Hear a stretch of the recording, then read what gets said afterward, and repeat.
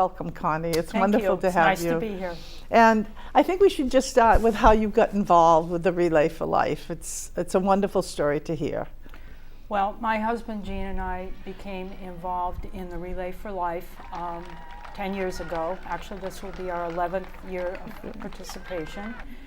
And we responded to an announcement that was made at our church, St. Basil's, looking for volunteers for the Relay for Life that year, and it was coming up in just a couple weeks.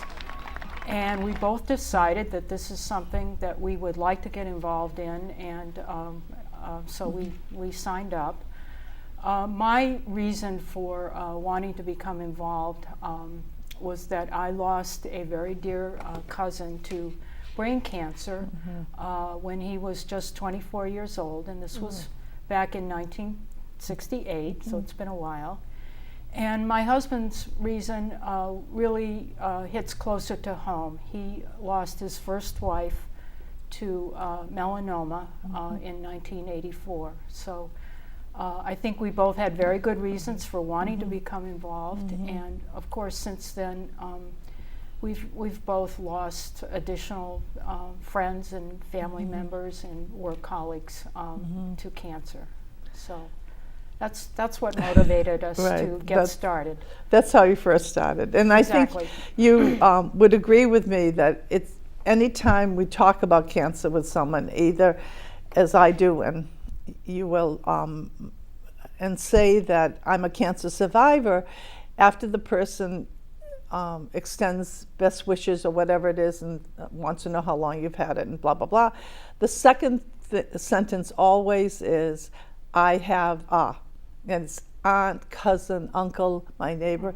I have yet to meet somebody who has not ended the conversation with a request for prayers, but for somebody close and dear to them. And so I know that I could bet that that's been your experience too. Exactly, yes. And so then your life changed. It did change. This September, I was diagnosed with uterine cancer.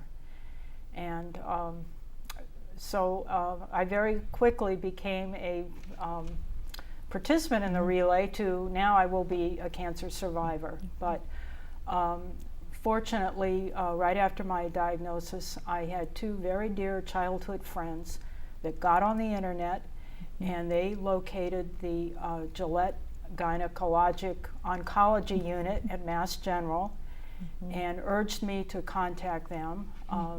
I did on a Thursday, and by Monday afternoon I was meeting with a surgeon, and we were working out the game plan for my needed hysterectomy. Wow. Well, under the aegis of Small World, yesterday I took a friend from Belize and her 4-year-old son to the Museum of Science, and we were in the discovery room, and there was an older man sitting at the table. So I started a conversation, and where did he come from? He's an oncologist from Mass General. Oh.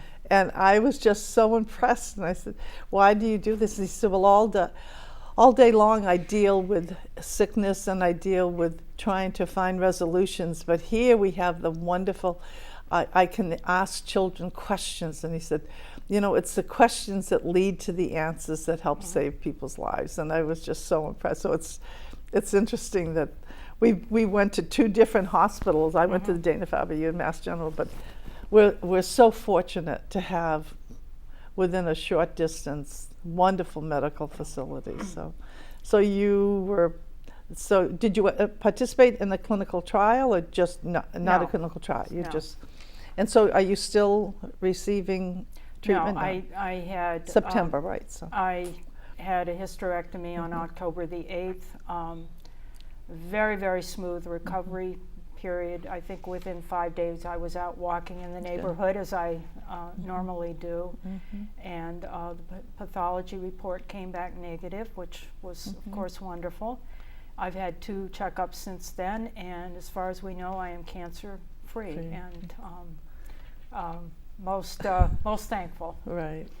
Well, you know, we share so many things, and one of them is the fact that I too never got sick. And I know it's really difficult for some people, and they get very sick and have a very hard time. And I'm not sure what it is. It's just I see that I was lucky, and some other things, maybe just being fairly healthy going into it. But I think it's important for people to hear that everybody doesn't get sick.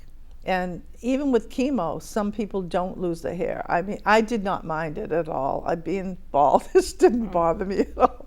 As a matter of fact, it's a little bit of a perversion because I always wear hats, as you know. You do. But when I didn't have hair, I often would go bald when I would go down to Roach Brothers or something. And I think I just wanted to give courage to some woman who would see me there, who didn't have cancer. And then it would register, and then if she had cancer, she would consider having chemo, and saying, this woman did it, so could I. But anyway, it's nice to know someone else who did not get sick from any of the treatments. I think it's. Anyway, but you still have more to talk about, because now your role will change at the Relay for Life. It will. It certainly will, for sure. And I think in past years I've always had a lot of respect for the cancer survivors that are at Relay, and one can identify them because they always wear a purple T-shirt. And now this year, instead of wearing the generic Relay T-shirt, I too will be wearing a purple T-shirt, and I look forward to that. I'm not sure how I'm going to feel, but I know I'm going to be in very good company with all the other survivors that are there. Well, I don't know if you can see it, but my eyes are filling up, because I know that for me it's so moving to walk around the track and have all these people clapping and supporting verbally, because they very often cheer and clapping, and just knowing that we've been lucky. We've been lucky Yes. to have another year, and some people would say grace, some people would say blessings. I often kind of quip and said a little bit of Irish luck has helped me. Whatever it is, that we've had another year has passed and we're able to walk around that track. And I think most of us who are survivors feel that we carry with us all those people who have gone before us and have given us courage and helped us by the example of their lives, who at some point have died, and sometimes from other things, not necessarily from cancer. But being a survivor is, in many ways, it's a huge responsibility. At least I take it seriously. And I think I give out these cancer cards because I want to say thank you. For just to follow up on that, I agree with that.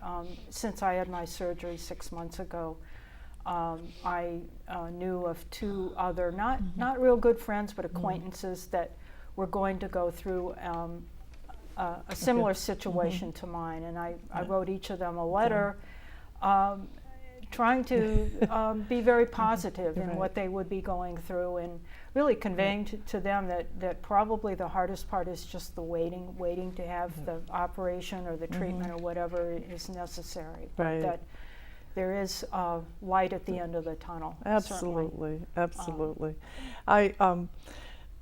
When I was, so I finished 15 years, and so I did have a computer, and it was kind of the beginning of the email for the rest of us. But because I have a large family, I wanted to make sure that I could shorten the communication so that I wouldn't be saying it on the phone to all my siblings. And so I wrote these emails, and then I extended it and sent it to friends. And now, even now, I get calls and saying, Barbara, do you still have the, because I guess they were very informative, because I did a lot of homework. Everything I came across that I didn't understand, I put in. And also they were funny, because lots of funny things happen when you're going through cancer. It's very humbling. It is. Isn't it? It is. Anyway, Connie, I am so pleased to have you at this table.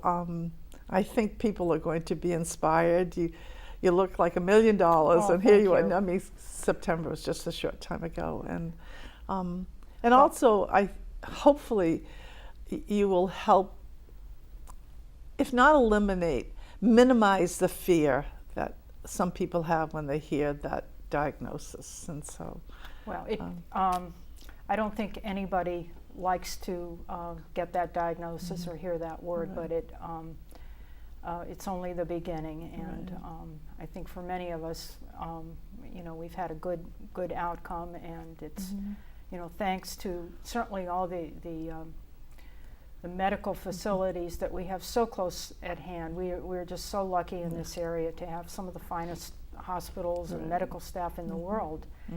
And I hope for most people they have good support staff, and they certainly should not hesitate to call on that, to call on their friends, because that's what friends are for, to assist you in these kinds of situations. Right. And then I also have to put a plug in for my regular general practitioner doctor, who told me a few years ago that we were discussing the importance of fitness, and he said that should you, God forbid, have a serious illness, your doctors will be much better able to treat you and treat you successfully if you are as in good a shape as you possibly can. And those words have certainly proven true for me. And now I recommit myself to healthy eating, walking, and trips to the Y. Right. Good for you. Oh, you go to the Y too. Well, I'm aiming toward doing yoga, but I haven't quite done that yet. Anyway, as always, it's a pleasure to share these stories with the people of Bridgewater and surrounding areas. I think other people tap into, and we're looking forward to having you join us on it's Father's Day weekend. You don't even have to remember the date, you just know it's the Father's Day weekend. And this we are at the high school area, and you'll see lots of cars, and please come to support us, and also encourage others, encourage friends, and sometimes even people who have cancer or had cancer, encourage them to come and join in this army. It's a peaceful army, but an army of people who care about those who face this devastating disease, but